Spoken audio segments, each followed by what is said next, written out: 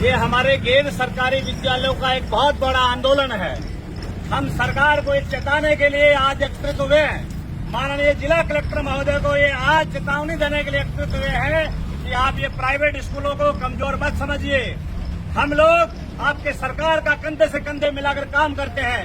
सरकार की जिम्मेदारी होती है एजुकेशन देना, शिक्षा देना सरकार की जिम्मेदारी होती है और हम सरकार से ज्यादा काम कर रहे हैं। सरकारी विद्यालयों में लगभग 79 लाख बच्चे पढ़ते हैं, 74 लाख बच्चे पढ़ते हैं और हमारे प्राइवेट स्कूलों में 84 लाख बच्चे पढ़ते हैं। सरकारी विद्यालयों में लगभग 4-4.5 लाख टीचर्स हैं।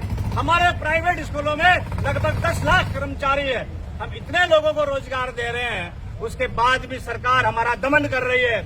हमारे पिछले आंकड़े उठाकर देख लो, सरकारी विद्यालयों की संख्याएं कम हो रही है और प्राइवेट स्कूलों की संख्याएं बढ़ रही है। लेकिन ये सरकार की गलत नीतियों के कारण, सरकार की अंकुश नीतियों के कारण लघु और मध्यम दर्जे के जितने विद्यालय हैं, जहां 52,000 राजस्थान में विद्यालय थे, वो आज 33,500 विद्यालय में आकर संख्या टिक चुकी है। ये बाकी की संख्या कहां गई? सरकार ने गलत नीतियां अपनाई। नवलगढ़ क्षेत्र में 25 विद्यालय बंद हो गए। जो अच्छे स्कूल थे, अच्छी संख्याएं थी, 25 विद्यालय नवलगढ़ में बंद हो गए। क्या हम लोग दारू बेचते हैं, आप लोग बंद करोगे? अपने एजुकेशन दे रहे हैं भैया, बच्चों को शिक्षा दे रहे हैं, हम खुद तपते हैं, उसके बाद हमारे बच्चों को हम उसकी सुरक्षा करते हैं। बच्चों की सुरक्षा करते हैं हम लोग। हमारे बच्चे प्रायोरिटी है, हमारे अध्यापक प्रायोरिटी में है, हमारे अभिभावक हमारे लिए पूजनीय है। अगर हम अभिभावकों का पक्ष लेते हैं, हम हमारे बालकों का पक्ष लेते हैं, हमारे टीचर्स का पक्ष लेते हैं, तो सरकार ये चाहती है कि ये निजी विद्यालय बंद हो जाए। अगर भाई बंद हो जाएंगे तो आपके पास इतने संसाधन कहाँ है? आप बताइए, 84 लाख जो प्राइवेट स्कूलों में बच्चे पढ़ते हैं वो कहाँ जाएंगे? भाई हम लोग कोई आपसे दौलत थोड़ी मांग रहे हैं। जो विद्यालय गलत कर रहा है आप उनके खिलाफ कार्रवाई कीजिए, हमें कहीं कोई आपत्ति नहीं है। लेकिन जो विद्यालय लघु और मध्यम श्रेणी के विद्यालय, सरकारी विद्यालय में पढ़ने वाले बच्चे पर सरकार का टैक्स के रूप में सरकार हमसे पैसा वसूल करती है।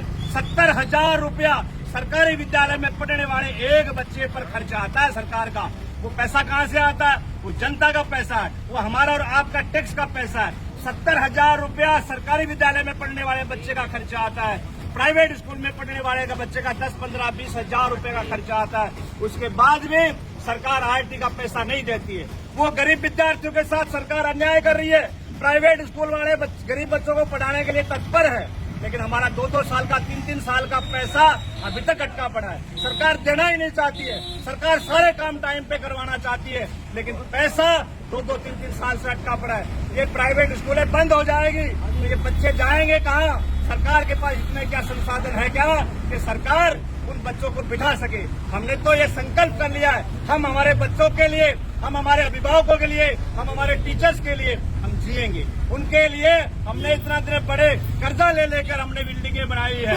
हमने पता नहीं खून पसीना बहाकर बिल्डिंगें बनाई है। हम सरकार को बिल्डिंगें भी दे देंगे, लेकिन आपके पास संसाधन बताइए।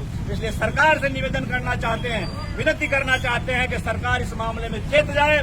प्राइवेट स्कूल में पढ़ने वाले बच्चे कोई पाकिस्तान से नहीं आए। सरकारी विद्यालय के बच्चों को आप 36 प्रकार की छात्रवृत्तियां देते हो, हमारे बच्चों को 2 भी नहीं देते। सरकारी विद्यालय को आप लैपटॉप जो 60% लाते हो उसको भी लैपटॉप दे देते हो, हमारे 98% लाते हो उनको भी लैपटॉप नहीं देते हो। ये गलत नीतियों के कारण सरकार हमारे ऊपर तरह की जांच बिठा रखी है। ये जांच करो, वो जांच करो। अरे भाई आप अपने विद्यालय में करो जांच, हमारा क्यों सत्यानाश कर रहे हो? आप अपने वाला सत्यानाश कर दिया, अब हमारा सत्यानाश करोगे क्या? इसलिए सरकार से प्रार्थना करते हैं कि हम आपसे ये प्रार्थना करते हैं, हमारी आवाज माननीय मुख्यमंत्री तक जाए, माननीय शिक्षा मंत्री तक जाए। आप हमारे विद्यालयों को सुरक्षा प्रदान कीजिए, संरक्षण प्रदान कर दीजिए। हमारे बच्चों का, हमारे टीचर्स का, हमारे अभिभावकों का सुरक्षा रह सके। बहुत बहुत धन्यवाद।